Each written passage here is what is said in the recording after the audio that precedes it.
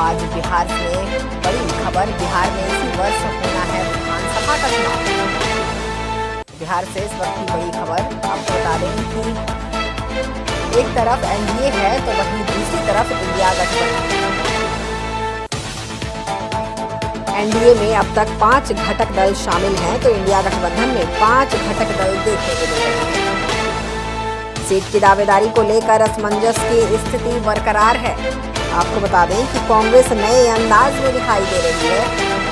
बता दें कि इंडिया गठबंधन में 5 घटक दल हैं और सीट की दावेदारी को लेकर असमंजस की स्थिति बरकरार है। कांग्रेस नए अंदाज में दिखाई दे रही है। वीआईपी भी पीछे नहीं है। 60 सीटों की बात कर गठबंधन में सहयोगियों पर दबाव बना रहे हैं।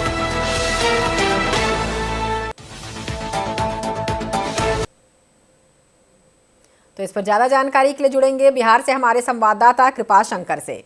कृपा शंकर, बिहार में इसी वर्ष विधानसभा का चुनाव होना है, क्या कुछ जानकारियां हैं? देखिए, बिहार में इसी वर्ष विधानसभा का चुनाव होना है, लेकिन उसके पहले जो एनडीए की बात कर लेते। एनडीए का पूरा कुनबा जो है अभी तक जो है मांझी जी को छोड़ करके, यानी जीतन राम मांझी जो है केंद्रीय मंत्री है, उनकी अपनी पार्टी है हम सेकुलर, उसको छोड़ करके कोई भी घटक दल है अपनी सीट की दावेदारी पेश नहीं कर रहा है। कई बार जीतन राम मांझी कई जगह मंचों से खुलेआम कहते हैं कि 20 सीट हमको दे दीजिए तो मुख्यमंत्री बनेगा, 40 दे दीजिए, इस तरीके की बातें करते रहते हैं, लेकिन ये नहीं कहते हैं कि हम इतना सीट पर जो है एनडीए गठबंधन में चुनाव लड़ेंगे।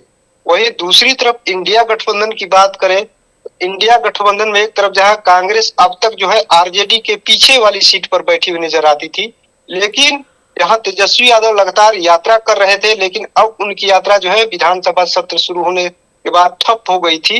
वहीं कांग्रेस की जो यात्रा है लगातार शुरू हो गई, और जब से कांग्रेस के जो प्रभारी बदले हैं, यानी बिहार के जो प्रभारी कृष्णा अल्लावरू जब से बने हैं, तब से एक नए अंदाज में कांग्रेस दिख रही है। और उसके बाद तुरंत प्रदेश प्रभारी बदल दिए गए। जहां कन्हैया कुमार की बात करें, कन्हैया कुमार को एक चेहरा माना जाता था, लेकिन उनको दिल्ली शिफ्ट किया गया, दिल्ली भी चुनाव उनको लड़ाया गया, लेकिन वहां भी वो जीत नहीं पाए। अब उनको फिर बिहार भेज दिया गया। तो कहीं ना कहीं साफ साफ मैसेज है कि अब जो है कांग्रेस जो है पीछे रहने वाली नहीं है।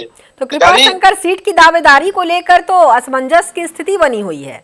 सीट को दावेदारी को लेकर का असमंजस इसलिए बना है क्योंकि अभी तक फार्मूला जो है लगातार बैठक, कांग्रेस खुद अपने अंदर खाने बैठक लगातार करे कि आखिर में हमारी कहां पर कमजोरी है। और कहीं ना कहीं उसी वजह से देखा जाए तो कांग्रेस एक बड़ी यात्रा की शुरुआत की है। पलायन तो नौकरी दो यात्रा की जो शुरुआत होगी गांधी आश्रम से, चंपारण से शुरुआत हो गई है और लगातार यात्रा चल रही है। कई बड़े नेता उसमें शामिल भी हो रहे हैं और उसका नेतृत्व जो है कन्हैया कुमार खुद कर रहे हैं।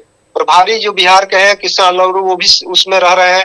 तमाम जो युवा चेहरा है वो भी है, वरिष्ठ नेता, यानी कांग्रेस अभी आरजेडी के सामने नतमस्तक नहीं होती हुई दिखाई दे रहे हैं। एक तरीके से माना जाता था कि जब अखिलेश प्रसाद सिंह प्रदेश अध्यक्ष थे तो हमेशा यानी गाहे बगाहे लालू यादव से, तेजस्वी यादव से उनकी मुलाकात होती थी।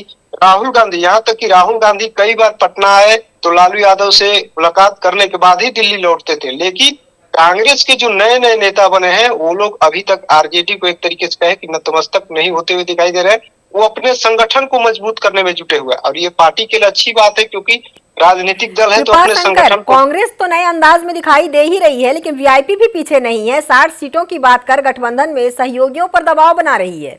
हाँ, वीआईपी भी एक नए अंदाज में तो है ही। पहले ही वो संकल्प यात्रा निकाले थे, निषाद संकल्प, उसके बाद से अब फिर से पूरी मजबूती से देखा जाए तो अभी दावते इफ्तार का आयोजन किया गया था, उसमें भी वीआईपी प्रमुख शामिल नहीं हुए थे।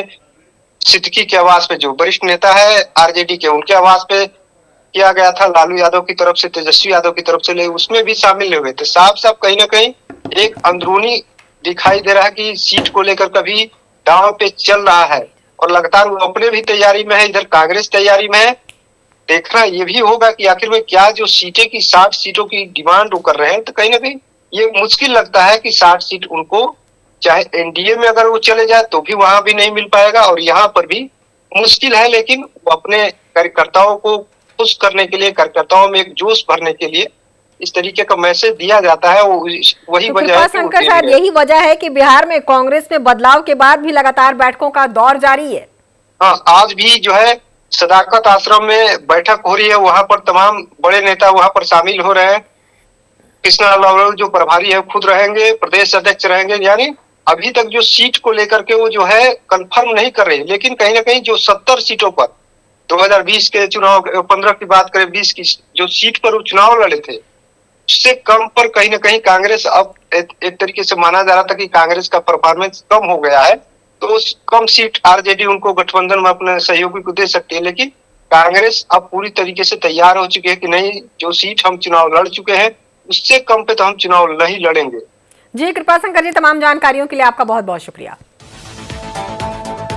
एक बार आपको फिर से बता दें कि बिहार में इसी वर्ष चुनाव, विधानसभा का चुनाव होना है और एक तरफ एनडीए है तो वहीं दूसरी तरफ इंडिया गठबंधन। एनडीए में अब तक 5 घटक दल शामिल हैं, तो इंडिया गठबंधन में एनडीए में 5 घटक दल शामिल है और इंडिया गठबंधन की बात करें तो 5 घटक दल उसमें भी देखने को मिल रहे हैं। और सीट की दावेदारी को लेकर असमंजस की स्थिति बरकरार है। इस बार कांग्रेस नए अंदाज में दिखाई दे रही है।